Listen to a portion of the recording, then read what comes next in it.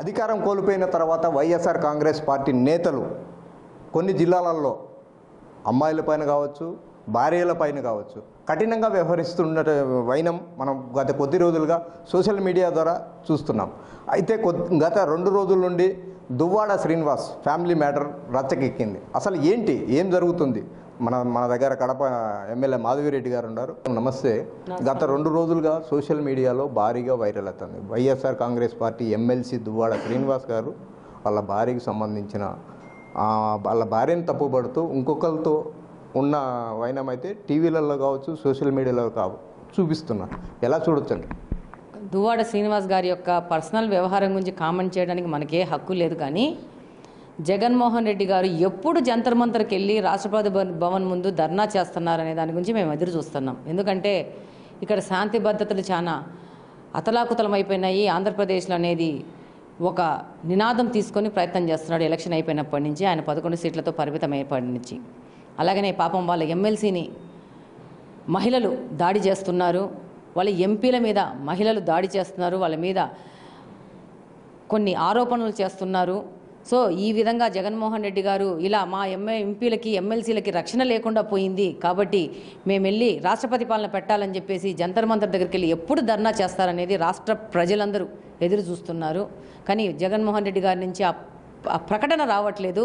అందరూ చాలా నిరాశపడిపోయినారు. జగన్మోహన్ రెడ్డి ఇంకా జంతర్ మంతర్కి వెళ్ళలేదేంటి, ఇలా దువ్వాడ శ్రీనివాస్ మీద జరిగిన దాడి మీద వ్యతిరేకిస్తూ దీన్ని మీద జంతర్ మంతర్ దగ్గరికి వెళ్ళి ధర్నా చేయాలి. వైసీపీ పార్టీ వాళ్ళందరూ ఢిల్లీలో వెళ్ళి ధర్నా చేయాల్సిన గొప్ప విషయం ఇది. ఇంత పెద్ద గొప్ప విషయాన్ని భారతదేశం మొత్తం దృష్టికి తీసుకురావాల్సిన అవసరం, ఆ బాధ్యత వైసీపీ పార్టీకి ఉందని మేము అనుకుంటున్నాం. అయితే నిన్న చూడొచ్చు మేడం, దువ్వాడ శ్రీనివాస్ గారు ఒక పెద్ద కట్టె తీసుకొని ఇంటిపైకి తీసుకొని వెళ్ళారు. దాడి చేసేదానికి ప్రయత్నం చేశారు. అక్కడ వాళ్ళ భార్య ఉంది, వాళ్ళ కూతురు ఉంది. అది ఎంతవరకు కరెక్ట్ అంటారు?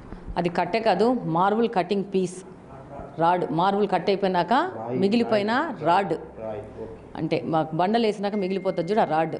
అది తీసుకొని ఆయన వాళ్ళ మీద దాడి చేశారు, వాళ్ళు వాళ్ళ మీద దాడి చేసినారు. అదన్నీ మనకు అప్రస్తుతము. అదంతా టీవీలో మీరందరూ బాగా కవర్ చేసేసి ప్రజల దృష్టికి తీసుకొచ్చినారు.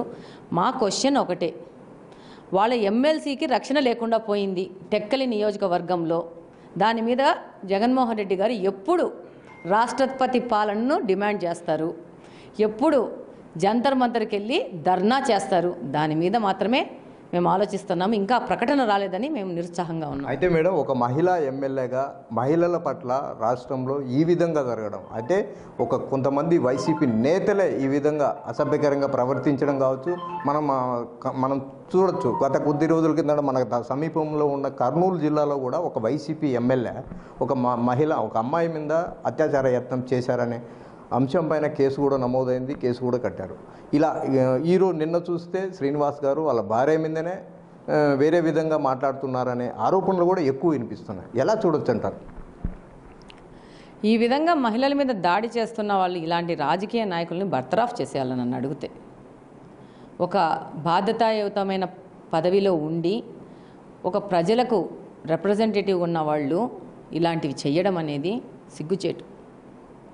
గత 5 సంవత్సరాల ముందు పవన్ కళ్యాణ్ గురించి మాట్లాడిన ఈ నేతలందరూ ఈరోజు వీళ్ళ నిజస్వరూపాలు చూస్తుంటే ఆశ్చర్యం వేస్తుంది. ప్రతి ఒక్కరు చర్చించుకుంటున్నారు. ఎలక్షన్ అయిపోయినప్పటి నుంచి ఇది 4వ విషయమో 5వ విషయమో మీకే తెలియాలా.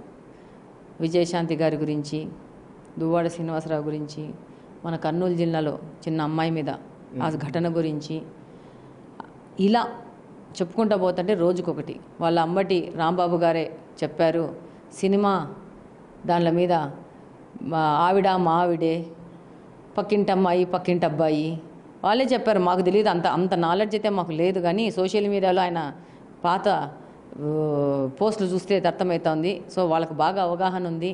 ఇది వాళ్ళ పరిస్థితి. రాష్ట్రంలో వీళ్ళు గత 5 సంవత్సరాల నుంచి పరిపాలించింది ఇలాంటి వ్యక్తులు పరిపాలించినారు, ఇలాంటి వ్యక్తులకు పదవులు ఇచ్చినారు వైఎస్ఆర్సీపీ పార్టీ. ఒక్కసారి ఈరోజు రాష్ట్రం గాడిలో పడతా ఉంది. కొత్త కంపెనీలు వస్తున్నాయి, పెట్టుబడులు పెట్టడానికి మళ్ళీ ఉత్సాహంగా వస్తున్నాయి. రాష్ట్రం మీద నమ్మకం అనేది ప్రపంచ దేశాలకు మళ్ళీ ఒకసారి మొదలయ్యింది. ఈ వ్యక్తులు నీ పార్టీలోకి పనికిరారని వాళ్ళ మీద ఒక యాక్షన్స్ తీసుకునే ధోరణిలో నువ్వు ముందుకు పోతే కనీసం ఒక ఎమ్మెల్యే కన్నా ఆయన జీవితం సార్థకమవుతుంది. ఏది ఏమైనా కూడా వైఎస్ఆర్ కాంగ్రెస్ పార్టీ అధికారం కోల్పోయినప్పటికీ కూడా అధికారం అడ్డం పెట్టుకొని వైసీపీ నేతలైతే ఆడవారి పైన దుర్మార్గంగానే ప్రవర్తిస్తున్నారు. అటువంటి నేతలపైన చర్యలు తీసుకోవాలా ఇప్పటికైనా మాజీ సీఎం జగన్మోహన్ రెడ్డి అంటున్న Kadapa MLA Madhavireddy. Camera person సుదర్శన్తో మధు, బిగ్ టీవీ, కడప.